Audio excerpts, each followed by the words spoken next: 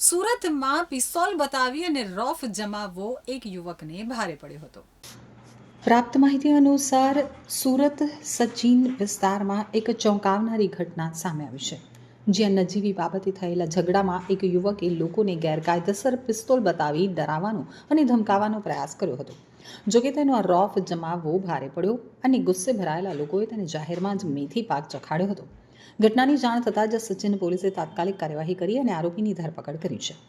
આ ઘટના સચિન વિસ્તારમાં આકાશ કોમ્પ્લેક્સમાં આવેલ બાબા રામદેવ કિરાણા સ્ટોરની સામે બની હતી. આરોપી પવનકુમાર ઉર્ફે ઋષિલાલ સંજયકુમાર પાલ એ જાહેરમાં કોઈના જીવી બાબતે થયેલા ઝઘડામાં એક દેશી બનાવટની પિસ્તોલ કાઢી લોકોને ધમકાવવાનું શરૂ કર્યું હતું. યુવક દ્વારા પિસ્તોલ બતાવવામાં આવતા શરૂઆતમાં તો લોકો ડરી ગયા હતા, પરંતુ બાદમાં ગુસ્સે ભરાયેલા 4 થી 5 લોકોએ તે યુવકને ઘેરી લીધો હતો અને તેને ઢોરમાર માર્યો હતો. આ સમગ્ર ઘટનાનો વિડીયો પણ સામે આવ્યો છે.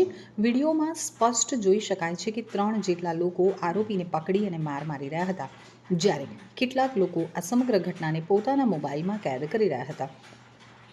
તો આ ઘટના અંગે જાણ થતાં જ સચિન પોલીસ તાત્કાલિક સ્થળ પર દોડી ગઈ હતી.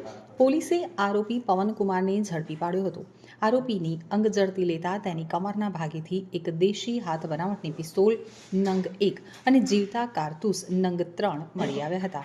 આરોપી પવનકુમાર પાલ હાલ પ્લોટ નંબર 3839 આકાશ વિલા કોમ્પ્લેક્સ વાંજ ગામ સચિન સુરત ખાતે રહે છે અને તે મૂળ યુપીના કાનપુર જિલ્લાના મંડોલી ગામનો વતની છે. પોલીસ પૂછપરછમાં જાણવા મળ્યું છે કે તે આશરે 2 મહિના પહેલાં જ યુપીથી સુરત આવ્યો હતો અને હોજીવાલા કમ્પાઉન્ડમાં સાડી ફોલ્ડિંગનું કામ કરે છે. આરોપીએ પોલીસને જણાવ્યું હતું કે તે ગામમાં પશુપાલન કરતો હતો, જેના કારણે તેને પોતાની સુરક્ષા માટે આ પિસ્તોલ રૂપિયા 15,000માં ખરીદી હતી.